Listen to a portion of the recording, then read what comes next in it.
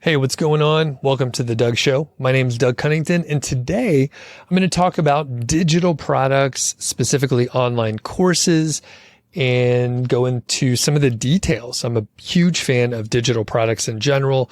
Over the last, I would say, few months, I've been trying to interject some of that information into my YouTube videos, into some of the emails that I send out. And I ended up looking back at my vast archive of episodes and saw that I actually talked about digital products and online courses in the past. As a extremely lazy person, always looking for shortcuts, I thought, hey, what the fuck? I will rebroadcast this episode. It looks like I talked for about an hour, so there must be some great information in here. It was a good episode. I actually went back and looked at it, and it's a good episode. So this is a rebroadcast, but it's been a while. It's been a while since I actually published it before. So I feel confident, even if you listen to it in the past, it's still going to be valuable. Even if you've already released online courses before, this should be helpful as well. And if you haven't, I will point you in the direction of a free resource. I put together a short guide. I think it's like a little more than a page, and it goes through several different digital products just in case online courses don't sound like the right fit for you right now. It basically asks you a few questions, and based on your skill set, your interests, the kind of products you want to create, it points you in the right direction so that you hopefully can create a digital product that works for you, your working style, and your preferences. So I'll put a link in the description so that you can check it out. And again, it's very short. I have been doing some new resources like this, and I put them in a Google Doc instead of a PDF. A PDF is static. So once you download it, I cannot update it in the future. But if it's a Google Doc, when I realize, hey, I have more information to add to it, and maybe you end up going back to it in the future, I can update it so it is a living document that you can reference. Without further ado, let's hear all about digital products and online courses. Have a great day out there. Please make sure you check out and download the free resource. It's very helpful. We'll talk to you on the next episode, but keep listening. Keep listening. I'm treating this like I'm signing off, but the episode is just about to start.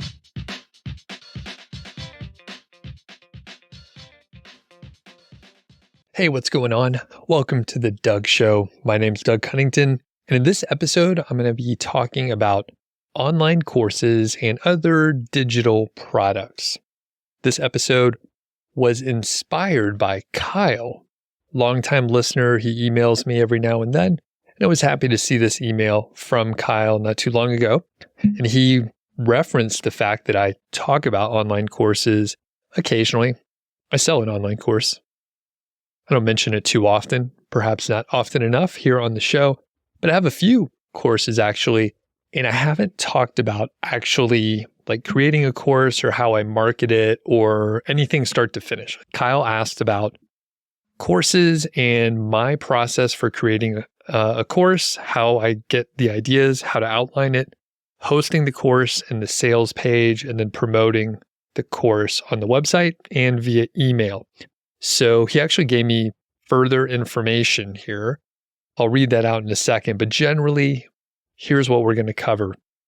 We'll talk about the things that Kyle asked about, but we'll get into some of the specifics, especially around, I guess, outlining the course and then the early sales portion. I do it a specific way. I think it's a pretty popular way to do it. I won't spoil it for you here early on, but I think it's a fairly popular way to do it. And that's the way I saw people do it when I was coming up.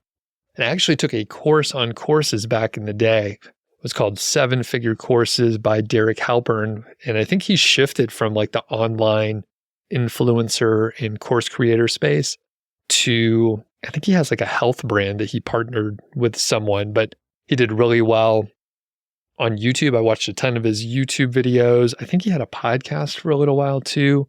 And he, for whatever reason, he was like, all right, I'm moving on to something else. But I took a course on courses, and a lot of this stuff that he taught, I executed. It was a very expensive course, by the way, highly valuable. I made the money back like within the first launch, which was amazing. So that is one of the reasons I had confidence in selling courses, because I got so much out of various courses that I took. Started very small. When I started learning about earning money online, I would get like $100 course. And that was a lot. I was like, oh my gosh, this is some stranger on the internet. Should I even trust them? And I leveled up over and over again. And I've purchased a couple courses that were like, say, $3,000 to $5,000 in that price range there.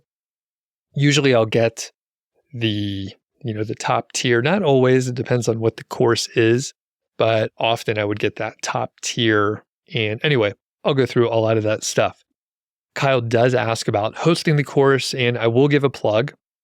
I've used many different course platforms and tested them out. When I first started, I had like a self-hosted WordPress plugin. So I managed the course myself, which was mostly fine. But now I use Kajabi. So I was using other course platforms in the past and I've tested them out. But Kajabi is great. I'm an affiliate, by the way, so I get a commission if you sign up. But they have email marketing built in. They have funnels built in. You can host your website there if you want to. I already was hosting my website on my own WordPress instance, so I only host a course there. They have a community aspect. They have coaching. You can put your podcast there. Basically, it's a full suite of marketing products. And I only use like the course and the email, maybe some of the funnel design, but that kind of fits into the marketing piece as it is. I don't use the podcasting. I don't use the website hosting because I already had solutions for that. I don't like managing communities, so I don't use that portion. And for the coaching, I usually just do it outside of Kajabi as well. Whenever you have a all-in-one type solution, it's almost never best in class for any of the solutions. But I would say Kajabi is above average for most all of the things that it can do. So I'm confident in recommending it. And when I talk to people that have used it for a while and they've moved around, having everything together integrated within the product that you're buying is really useful. So when I had my own WordPress instance of my course, it was working fine, but I was using like Aweber, I was using Evergreen Funnel, probably I think a couple other products, and I had to use Zapier to integrate them, which was great. Zapier is a fantastic tool to integrate these different things that don't normally fit together. However, whenever one of those things breaks, and they do break, they always break because there are upgrades. One of the applications will upgrade, they're doing something, and then it breaks the integration, and then you have to troubleshoot and figure out what's going on. If it happens at the wrong time, say during your launch week, it could be big trouble. So anyway, having all of that tech stack under one roof is super helpful. You don't have to troubleshoot it yourself. It doesn't mean things won't go wrong. It just means you don't have to be the one trying to figure out what's wrong when you have no business troubleshooting such issues.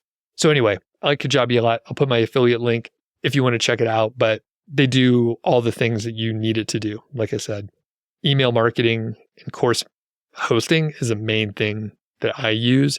And like I said, it's not going to be number one top in class for any one thing, but it'll do whatever you need it to do. You may have to make some compromises and whatever, figure out other solutions, but you'll be fine. Trust me.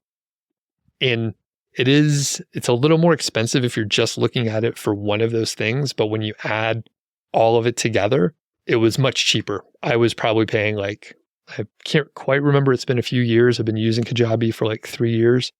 I think I was paying something like $800 to $1,000 a month on like the software that I was using. And with Kajabi, I'm paying like $150 a month, something like that. So it's way cheaper if you use all the things that you can take advantage of, I guess. Okay. So we'll start out going back to the email that Kyle sent. So he gave me some preliminary information and he said, I can mention this on the podcast. So he has one website, 7 years old, domain rating of 43. He has 560 blog posts. Monetization breaks down with 50% affiliate sales and 50% display ads. Affiliate sales break down 80% from one course and 20% from other digital products and physical products. The average revenue is $5,000 per month. The average monthly expenses are $3,500 per month. And it's kind of high because currently there's an aggressive content push. So he's publishing a lot of content, paying writers or an agency. The email list has 1,800 subscribers, and that is made up of buyers and non-buyers. So it's the full audience. 2023 goals, build more links. So he's neglected that since 2020. And he wants to create and sell his own digital course, primarily through email. He has been putting off creating a course because, number one, it seems really hard. Number two, video seems hard. Number three, creating a sales page with a good hook also seems hard. And number four, he's worried that the course won't be able to compete with everyone else's. His concerns are very common and very normal. So we'll break down everything here. And the way I like to approach digital products and courses is to kind of remove the risk. So you're never over-committing. One of my students, Christy, who's been featured on the show many, many times, I encouraged her to create courses. It's a good way to sort of de-risk and kind of diversify the platform, the earnings and all that stuff. She's old school, even though she's younger than me. She's old school. And she was like, I want to create the course before I try to sell it. And I fought with her every single time we talked. I still stand by that was a horrible decision. And basically, you should always pre-sell the course. So this is the number one thing to take away here. So you need to think about testing the course idea. And this pre-sale is the way that you validate your market. If you try to do surveys, if you try to do calls, if you try to ask people what they think, their opinions are interesting, but largely useless. If people are talking to you, if people are going through the survey, you don't know how truthful they are. Especially if they're like face to face, you get them on a call, they don't want to disappoint you. Or even worse, if you're asking like family and friends, that's like the worst place to get advice. It doesn't really matter what they think. The only way to truly validate your idea is to pre-sale the course. You have to pre-sell it. If you don't, then you risk developing the whole course and then no one buys it, which is really defeating. If you try to pre-sell the course and then no one buys it, then you know that it's either the wrong audience, the wrong product, or the wrong price point. There might be a couple others, but those are going to be the three main things. There's other ways you can validate the idea. You can look for competitors. You can look for, people that have the problem. Maybe they're in forums or Facebook groups or somewhere. But if you, or even old school research, you can go to the bookstore, check out the magazine rack. You find a magazine in that niche and you see like what problems people have. There's probably advertisers in there that solve that problem. You have to think about how big the problem is as well. And you need to find a problem that people will actually pay to solve. You go through that list, you probably have a pretty good idea. The big thing is like, if you know that there are other courses out there or other products that solve the problem, then you know that people are buying the course. There's a market there. So, you can use some tools to gather information. Like I said, the surveys, focus groups, social media, you can get some ideas, but like you don't know if they're actually going to pay until you do the pre-sale stuff. If you have an email list like Kyle, then you could just ask your list. What are you struggling with? They'll tell you. Maybe you have some idea from like YouTube comments. It doesn't even have to be your YouTube channel. You can look at videos in the niche and understand the issues and questions that people have. So if you can identify the main pain point, or at least several of the main pain points, then you probably have a decent course idea. One of the concerns that Kyle mentioned was just competing with the other courses out there. And I can't remember if I wrote this in the outline coming up, but I want to mention it now. If you have an audience, if you have like some personality integrated, some branding integrated into your site or your podcast or whatever your platform is, people will want to learn from you specifically. Even if there are other courses and other information available, if you have an audience, there are some people who like you enough that they want to learn from you and not another person. Maybe they trust you more. Maybe you have a similar background as them. Maybe there's just some intangible thing that they have detected wherever your platform is. So if you're able to put it in your own words and your own branding, some people will want to learn from you versus anyone else. Even if there are great competitors, don't worry about that so much. If you have an audience, you're going to be okay. The next part, right? So you have your idea. You've sort of validated it in a couple ways. The next part is outlining the course. So it is key to do this right because it helps you design the whole course and it helps you design the sales page. It also, it's big for the sales page, all right? And we'll come to that in a second. But basically, it helps you organize your thoughts and be really specific about what you're teaching. Now, if it's your very first course, there's a strong argument to go for a sort of, I'll call it a mini course, but it's just a course. And I'll make a distinction. There's I don't want to call it mini, but we'll say a small course that teaches you to solve one problem. There are other courses that are considered, in air quotes, flagship courses. And they take you through a transformation. They take you from like being completely new to being an expert, right? So that solves several problems. Quick example, for my course, Multi-Profit Site, you can start not knowing anything about websites or keyword research, not know anything about WordPress. And by the end, you will know about all those things, perhaps be expert level and be able to earn a full-time income from the website. So you start at nothing, you learn a bunch of shit, you're transformed into this side hustling badass, whatever. I have taken specific little pieces out of there or created like other courses that solve other problems, smaller problems. So I have the productivity masterclass, and it teaches you to get more done in less time. It doesn't take you from A to Z. It's taking you from like A to F or something like that. It's a much smaller course. It is primarily text-based. There's a few videos in there. It's a much smaller course, and correspondingly, it's much cheaper. So the point being, if you are working on your very first course, it's really great to focus on a single problem and just solve that one problem versus a flagship transformational course. You can select one of the transformational units or sections and just take that one piece out and create a small course that solves one problem.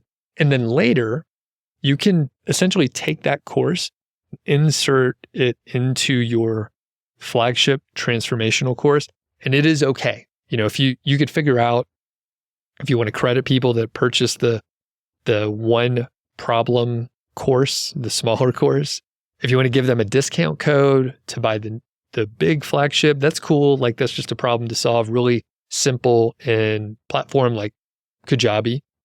And the main thing is it makes it simpler and easier to create the course, and you don't have to do as much work to get started. And I am a big fan of incrementally adding complexity and difficulty. So it can be completely overwhelming if you're thinking transformational course, 5 units, 3 lessons per unit or more. That's overwhelming. But if you're doing the smaller course, it's say 1 or 2 units, and there are 2 or 3 lessons per unit.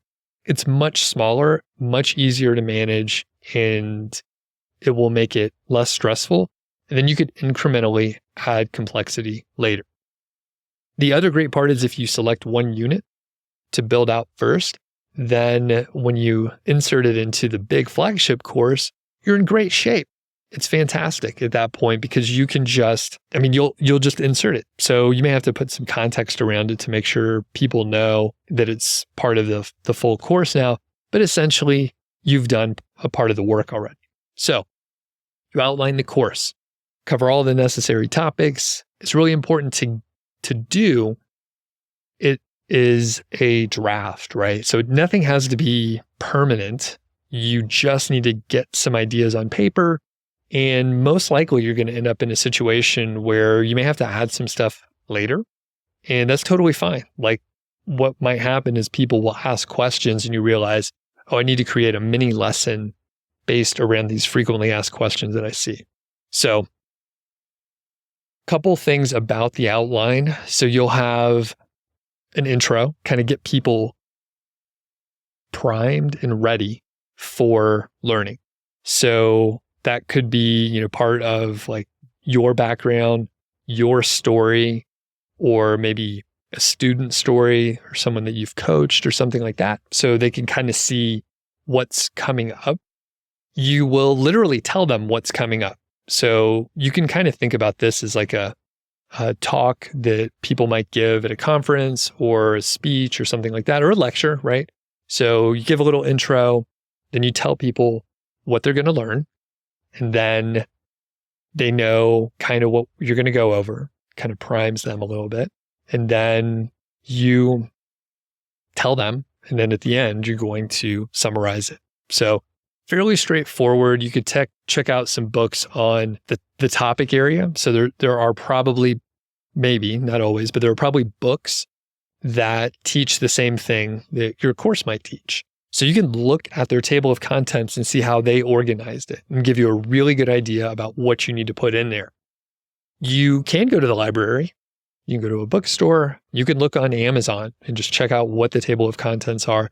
And that really makes it easier. So you will probably, if you do that, you'll probably spend more time editing.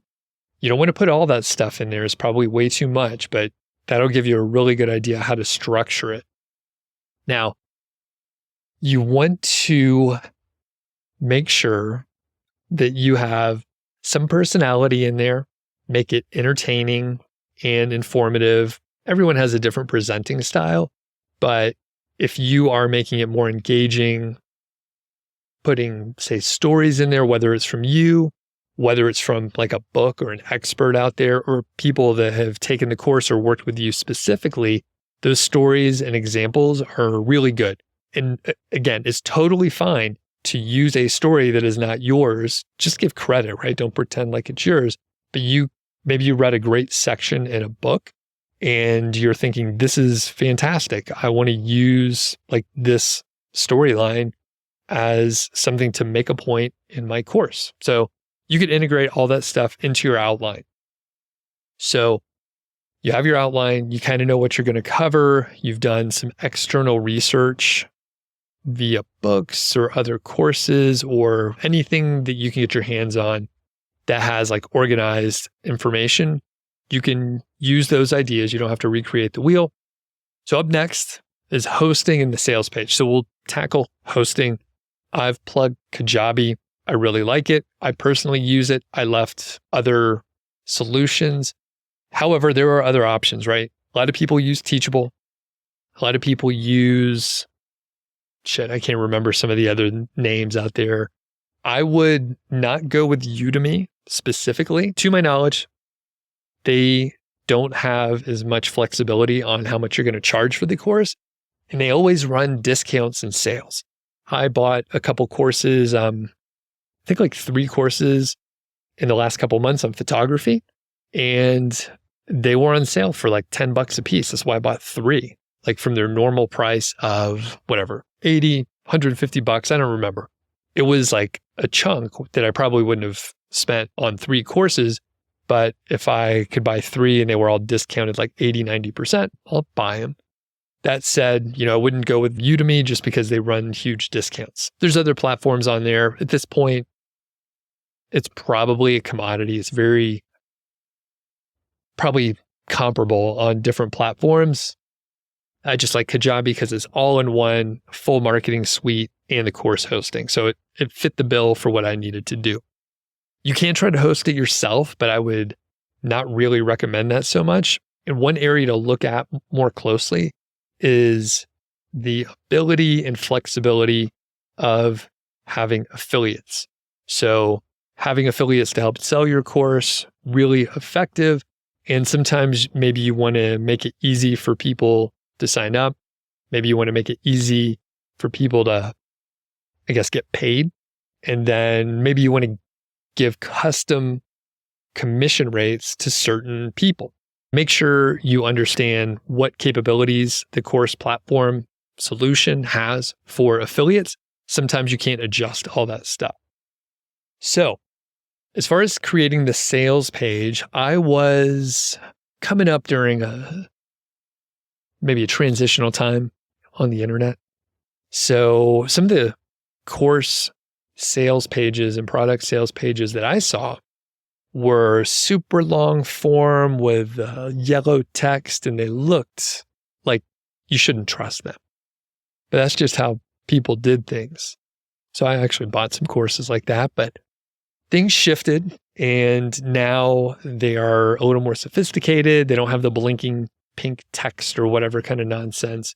And honestly, these days, you probably can get a template that tells you exactly what to put in each section. And depending on the price of the course, you can have a very short sales page or a much longer one. Generally, that is a pretty good rule of thumb. If you're selling a course for like $27, maybe it just needs to be 1 page, right? You can tell people what you need to tell them there. If it's $270, maybe it needs to be like 5 pages. I'm making up the length here. If it's $2,000, maybe you need like 15 to 50 pages to explain your story, have testimonials, have information about what's in the course. And I'm talking, big flagship courses. I haven't checked out how long my sales page is, but it is extremely long. It is extremely very, very long. The flagship course is like $1,000 or it's $500 to $2,000. So I need to explain what's in the course. I need to tell my story. I need to have plenty of testimonials. But if you have a smaller course that is cheaper, it could be much, much shorter. You shouldn't be afraid of the sales pages. And I think these days, probably, I would go over to ChatGPT and say, what should I include on a sales page for X kind of product? Here's the price range. And it can probably give you a template and tell you where to plug in your content. You probably can put in some of the core pieces of information and it will probably do a really good job on the sales page. That said, when I was starting, I would keep a very small swipe file. So the concept is people will see some sales copy that they like. Maybe it's a sales page or something like that. And then they'll file it away and they'll come back to it whenever they're writing something similar to get some ideas from it. Maybe it's formatting, maybe it's a specific phrase, maybe it's a story in there and they want to find something similar, but in some way they like something. So they put it in their swipe file so they could swipe the idea and use it on their own. You shouldn't, copy people's exact words or anything like that, but it's just like inspiration and research. So if I bought a course, I usually would take that copy and everything that they did, and I would put it in my swipe file. So I started gathering ideas like that. Additionally, some of the web pages that I was using, or not web pages, but I guess it wasn't exactly a WordPress theme, but some of the, I guess, page builders, they had a lot of templates built in. Some of them were long form sales pages, and basically it just put placeholders in so you could just go to the section and type in what you needed to have like the testimonial or your story or what's in the course, all those details. Maybe there's a money back guarantee, right? So it would tell you exactly what to put in there, and you could just fill it in. Like many things, it is an iterative process, and your first pass through is going to be not that great. You can edit it in the future. Maybe after you get some interaction with your audience, maybe actual students that went through the course, then you'll have really specific things that you can actually put into the sales page. But generally, you should be able to find a really good template that does a good job and can take people from being curious about your course to actually buying the course. As I mentioned, I want you to pre-sell the course. I think most of the course platforms out there have like free training. And while I haven't gone through any of them, I'm 90% sure they probably tell you that you should pre-sell your course. I'm 99% sure, because if you don't pre-sell your course, you are essentially putting all your time at risk because you don't know if people are going to buy your course. So how will people trust you enough to do the pre-sell? So here's the thing. You're always upfront. I pre-sold all the shit that I worked on. And in the last couple of years, I have known that the courses will sell. So I'll go ahead and develop them. I don't pre-sell something if I know that it should fit for the audience. So my last like 3 to 4 courses, no pre-sale. I just sold it and it was fine.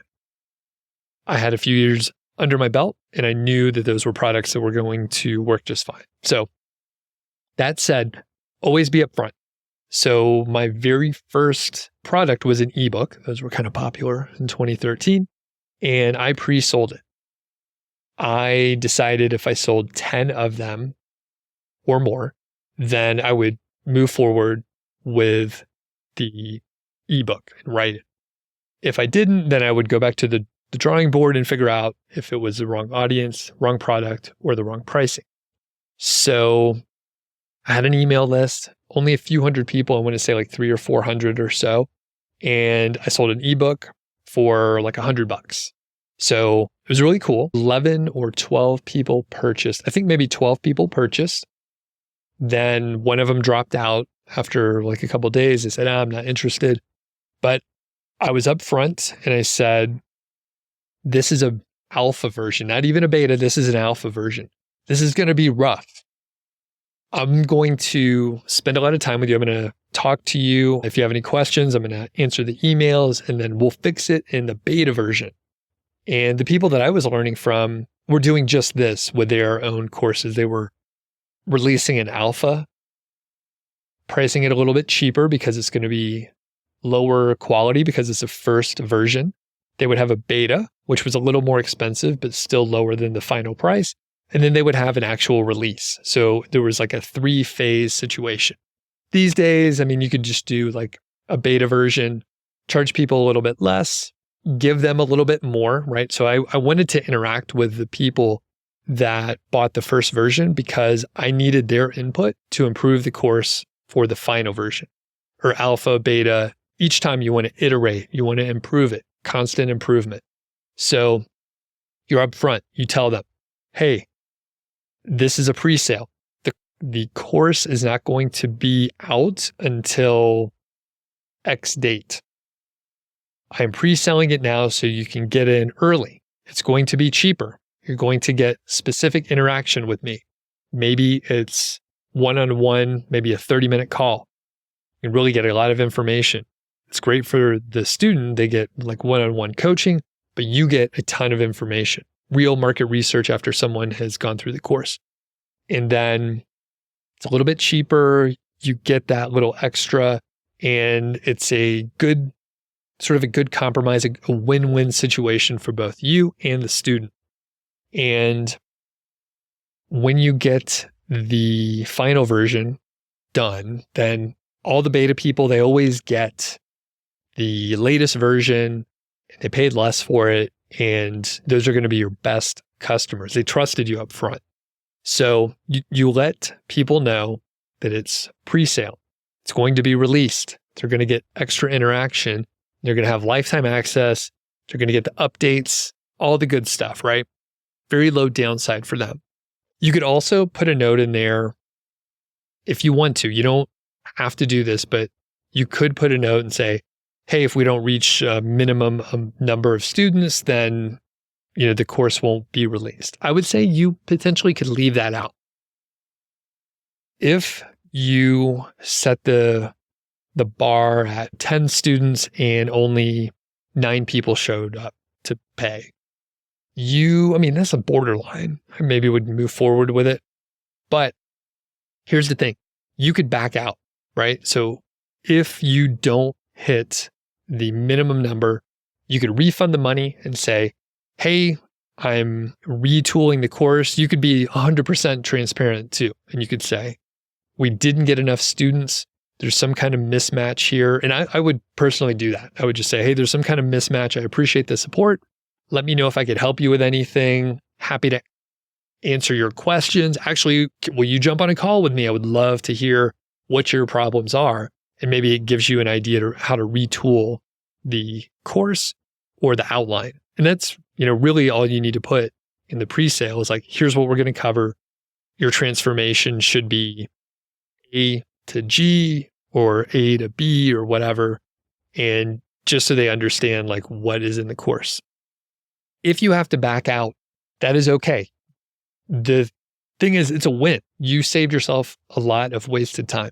So if it doesn't work out, refund the money, tell the people why, see if you can get more information, and then figure out what the fuck you have to do next. But generally, you shouldn't feel too bad about having a pre-sale fail. You should feel really bad if you develop the course and then you tried to sell it and then nobody bought it. That's a huge fucking waste of time, and why I encouraged Christy so often to you got to pre-sell this stuff. Everyone's quite used to it. They're not afraid that you're going to take their money. They're paying with a credit card. They're very protected. If you don't deliver, they're going to get a charge back. So whatever platform you're looking at, you're going to be able to refund them very easily. It's no big deal. Pre-selling is a normal thing to do. And number one tip. So I'll move on from here. Another tip for the sales pages. So once you do have some interaction with your audience, whether it's before the course, whether it's while you're trying to sell the course, you'll have emails and real accounts of people with the problem. You actually can snag this from YouTube or Facebook groups as well. If you can use the real emails, the real words that people use that actually have the problem that you're trying to solve, then it's very powerful. That's what you want. When a person is reading the page, you want them to think, oh, I have that exact problem. I typed that exact question into Google. I was asking my spouse about that just the other day, and this person really knows the issues that I'm suffering with, and they can help me solve my problem. So if you could use the exact words that people use, it will make you stand out because you seem like you understand the problem. Okay. So there are a few things. I won't make this an exhaustive list because I don't have one, but there are some things that you should definitely put on the sales page that might not be obvious. One is testimonials. Two is a very clear call to action, like go do this, like go sign up download the course now, get access right now. I mentioned it before. You should have some sort of a guarantee. I like to have like a 30 or 60 day guarantee. You could put specific details around it if you want to, but I would go find courses that are similar to yours, see what they are putting on their money back guarantee, and just remove the risk. That is the idea. You want to remove the risk from the student and you take on that risk. I typically have between, I would say 5 to 10% of a refund rate. So there were times when it was a little bit higher, sometimes a little bit lower. It just depends. I don't know why, but there will be some number of refunds. Sometimes if your sales material is really good, sometimes people will purchase that really should not have purchased. And then a couple of days later, they'll have the buyer's remorse set in, and then they'll think, I shouldn't have bought that. And that happens. I have worked on my sales material for several years. And I mean, honestly, it took me like 2 years. It took me 8 launches to iterate and get it really good. And the first launch, I don't share this too often, but like one of the first launches that I did, or actually the first launch of my flagship course, it was like 10 or 12K. Pretty good. Nice launch. Slowly over time, over the 2 years, I was optimizing. I was changing little things. I was making the offer a little bit better. And the biggest one that I had was like a 70K launch, which is a lot. And it was slowly growing. But when I had that one, I was like, that is bananas. That is a lot of money. And, some interest in the course and the market and the amount of work that I do is less. So my launches are not that big anymore. But the point is, I worked really hard optimizing. So to your point, Kyle, some of this stuff is hard. And I've talked to a couple friends and they like tried a launch and it was kind of okay. And they made a couple $1,000s and they weren't happy with it and they stopped iterating. It's a motherfucker to do this sometimes. Like you're changing things that you won't know if it worked until a few months later. And it's a very slow process depending on the price of your course and how much work you're going to put into it and the thumb screws that you could turn and all that stuff. But some of the launches were big. Some of them were smaller, but it took a very, very careful set of thumb screws to kind of hone it in. So I feel very good about like some of the sales material. Okay. One of the other big tips, use concise language. If you can make it shorter, make it shorter. And I'm saying that as someone with a really long sales page. I've trimmed some stuff out here and there. Put in the countdown timers. They work. It looks, I don't know. It's not scammy. I don't use like the evergreen timers that are fake. Mine are real timers, cuts off, and then the time ends. So I do true launches. Scarcity works. Scarcity works. So you could either do it by limiting the amount of time that people could purchase. So I do 1 launch per quarter and the scarcity works. If you want to limit it in a different way, you can make it a certain number of seats. Now, if you are saying, hey, I'm only selling 10 of these, you have to give like a real reason why. I'm pretty upfront and I will say it takes support, right? I support the course myself. So if I can only handle a certain number of students because I know there are a certain number of questions, then I could limit it and say, I'm only doing 5 people with one-on-one coaching. That's it. I'm not going to do any more than that. So you can have scarcity in the amount of time or the number of seats, but it works. And if you don't use scarcity, if you just have your course evergreen and you don't have an evergreen funnel set up, then people will, you just won't sell as many. You just won't sell as many. Testimonials are critical and people want to see someone that is similar to themselves. And that is one thing. If you go check out my sales page, I have single men. I have family guys. I have almost retired people. I have single women. I have mothers. I have a wide range of people so that there's a good chance that a person might identify with the IT project manager or the single mom who also has a full-time job, right? So I pepper in that stuff. And I think it's really important that people want to see someone similar to them. Okay. This is getting a little long, so I'm gonna start wrapping it up here. And as far as promoting the course, I like email. I have tried video courses, but when I was going through some copywriting courses and some other sales materials, I was like, I wonder why my videos are not converting as good as what everyone says they should. And part of it is like the people that were telling me that the videos should convert better were selling something related to video or webinar promotion or something like that. And Ramit Sethi, I took several of his courses, and he mentioned that if this was based on, I think, some of their courses and some of their case studies, and not a huge data set, but they have several courses that I will teach you to be rich. And they said if their email copy was very, very good, then video sales letters or webinars did not seem to help conversions that much. I found that to be the case for me. Your mileage may vary. I know some people do webinars and they're like, webinars crush it for me.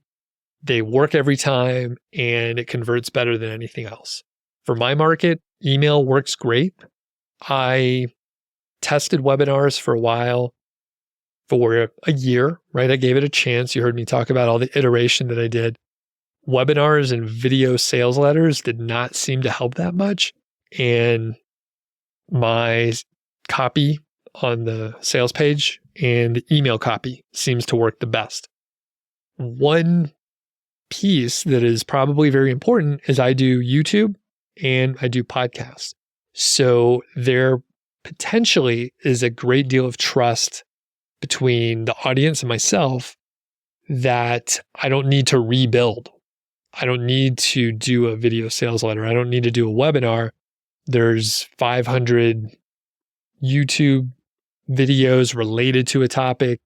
I'm just out there enough. And I think that could make a difference. If you don't have the same kind of platform, then your mileage may vary. Maybe the video is great because you need to come across as trustworthy and you can do video and really make that work. Launches are really the best to have the scarcity. The scarcity as far as limiting the number of seats, that's a little shaky at best because if it's a digital course, there shouldn't be a limit. It's not like you're going to run out of inventory.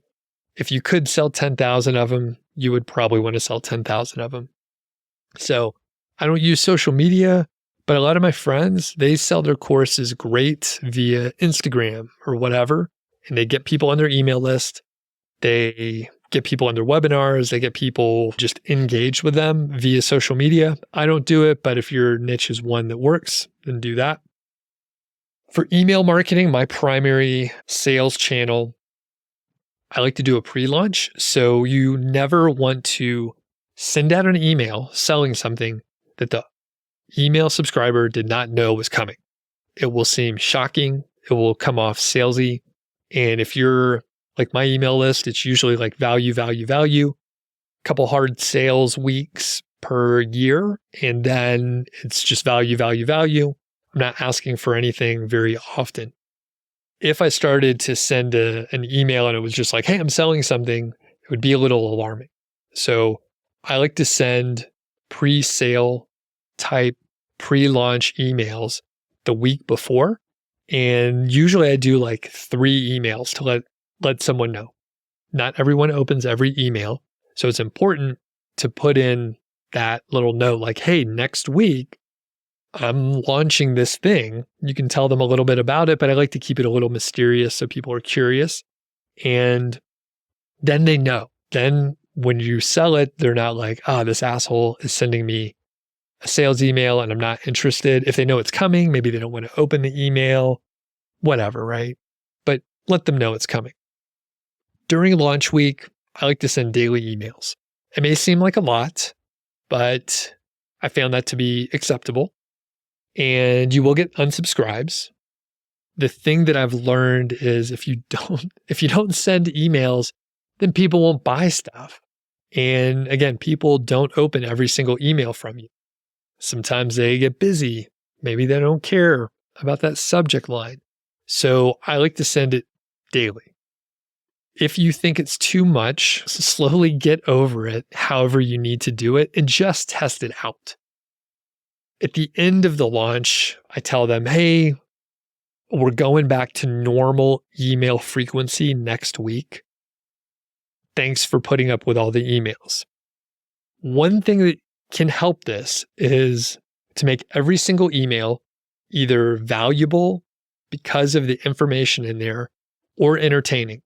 If you're really good, both. So if you can make it valuable or entertaining, it won't matter that it's selling something. The person will get something out of it. So if you can make sure that even if it's just like a laugh, right? If you can make it a little entertaining, that's cool. That's all you have to do. It took me a little while to get over sending the daily email because I was like, oh, I don't want people to unsubscribe. But it turns out that if they unsubscribe and they're not going to buy anything, then what the fuck were they on your list for, right? So if you're doing it as a hobby, that's one thing. But if you're running a business, then you kind of don't want people that are not going to purchase anything on your list.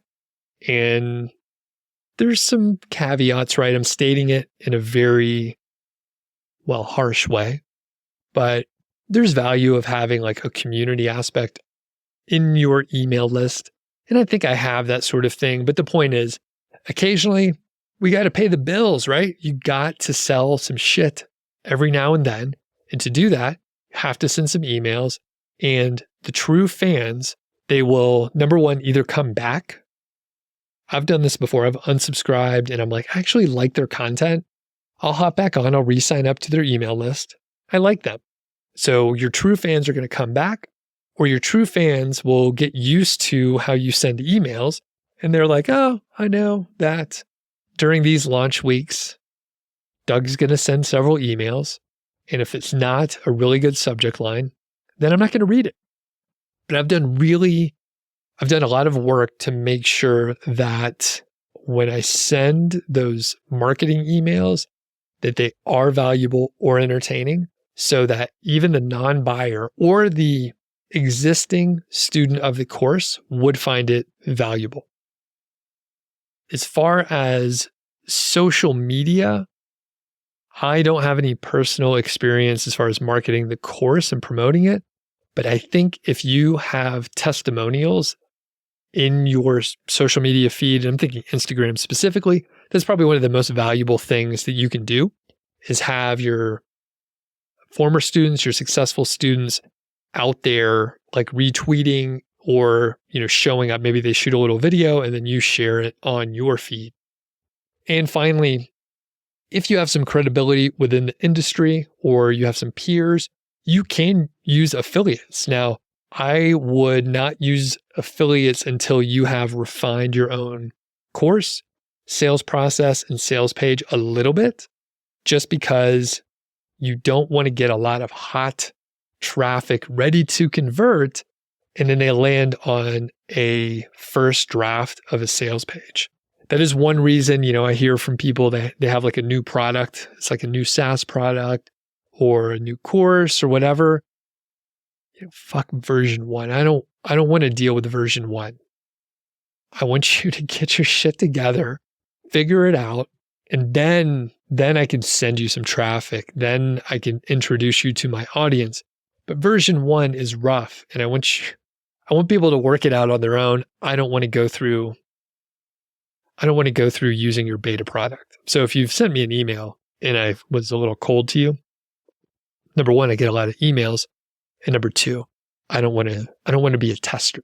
I don't want to be your software tester. In conclusion, Kajabi is really good. Check them out if you're interested. all of the course platforms will have some kind of free training. You can learn basically everything you need to know about courses by going through the free training. And it makes sense, right? If they train you how to create a valuable course that sells well, you are going to be a very sticky customer. These SaaS companies want you to sign up and then never leave. When I have used these kinds of products, I'm on for like 4 or 5 years. I mean, the lifetime value for someone like that is huge. It's huge. So one of the big benefits, and I didn't talk about this, but when you have your own products, the margins are high as they're going to get. So one of the issues with niche sites, affiliate marketing, you can earn some great money. Your commission rates for affiliate marketing, it's going to be a higher value per visitor on your website than display ads by a huge margin most of the time. If you're selling your own products, it's a similar kind of jump with your margins. Depending on what your business is like, your margins are going to be like 90% for your course. Like the software, while it can be expensive on a month-to-month basis, like it's not that expensive. It's a few hundred, like now it's so easy to set up a course. The other thing is it diversifies your income from volatile platforms. So that could be Amazon or Walmart, or even if you have a great affiliate program, private deal, maybe they're paying like 20%, something great. Sometimes those affiliate deals, they just go away. Maybe the company got funding, they poured a lot of money into affiliate relationships, and then that funding ran out, right? Maybe they got a new director and they're like, we're not going to waste money on affiliates. So it just goes away. And, I heard about these kind of stories more in the past, but, maybe someone had this killer affiliate deal. They were making 40, 50% commission rate. And, they're making a huge amount of money for sending out an email. I had a list like this at one point. And some of those deals, they just go away. They pop up, but sometimes they go away.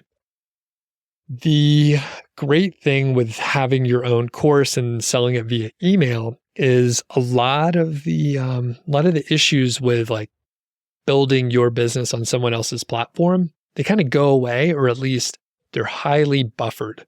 So even like with, Google traffic, unfortunately, niche site project, the traffic has dwindled a little bit since I don't blog as often. I don't want to compete with those really tough go-getters that are internet marketers and they're publishing a lot. They're hiring great writers. They're doing guest posting. I didn't want to do all of that stuff. I kind of ran out of steam and it wasn't very fun. So my traffic has sort of dwindled. However, I do have the podcast.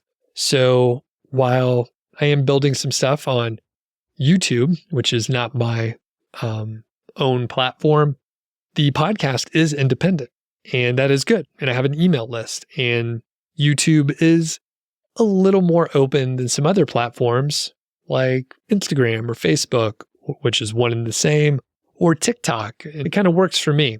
But if you can get away with the dependency on other platforms, it will add a bit of a moat around your business, which is very good. And finally, one of the great things with having your own courses is it's hugely flexible. So some course creators in my space, they have communities. Like one of the main aspects is having a great community. Now, me personally, while I like interaction in person, like in-person conferences, that kind of stuff, that's cool. I don't really like online communities that much. They're fine, but I'm like, I don't want to type messages back and forth. And it sounds weird when I say it out loud because some people love like Facebook groups or other forums or whatever, but it's just not my thing. I pop in there every now and then if I need to ask a question or something like that. But if you want a community, you can set one up. Like my buddy Matt Giovanisi has moneylab.co. while it is a suite of courses, it is a community as well. And community is one of the big aspects. And for me, I just want to have the course, no community. I used to do office hours for chunks of the year. I would do, I think, like 6 sessions each quarter. And then I realized I don't want to do office hours anymore. And I just made it email support, exactly what I wanted to do. If you wanted to have a live stream each week where you did answer questions and people could ask you, and you had a little community where people could chat and all that stuff, you could set it up however you want. You could launch once a year. You could launch once a month. You can have affiliates. You could pay the affiliates whatever you want. You have all the flexibility in the world. You could actually run ads as well. You do like Google ads and see if you can convert that way. So a lot of different ways to just customize it to exactly the kind of work that you want to do. So I am a big fan of courses.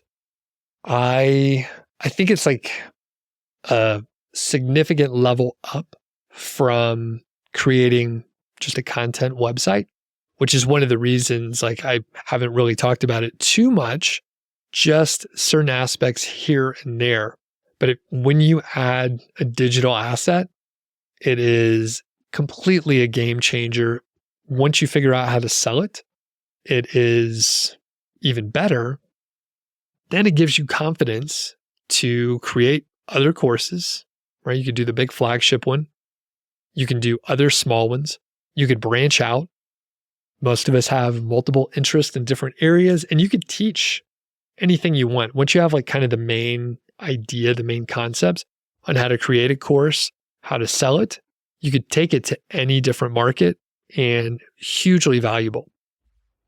As we wrap up here, I realized that Kyle also talked about video being difficult, and it is.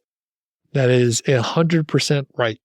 If you look back, I haven't deleted my early videos, but if you look back on YouTube, I look terrified in front of the camera. But through sheer repetitions, I've gotten better, and it feels somewhat natural these days just to look into the camera versus staring at a slide deck or something like that. And I think people working at home and doing more Zoom calls and stuff, I think a lot of people are a little bit more comfortable, but delivery is tough. Use a teleprompter. I have a teleprompter that hooks up to like an iPad mini. And you just set the iPad mini on there, and there's teleprompt software that's really good. You can load in your file and read it out. I'm very, very good at it. It took me a little time to develop the skill. You want to make sure you don't sound like a robot and have some inflection in your voice, and maybe throw in a filler word here and there, maybe throw in a little ad lib comment as well.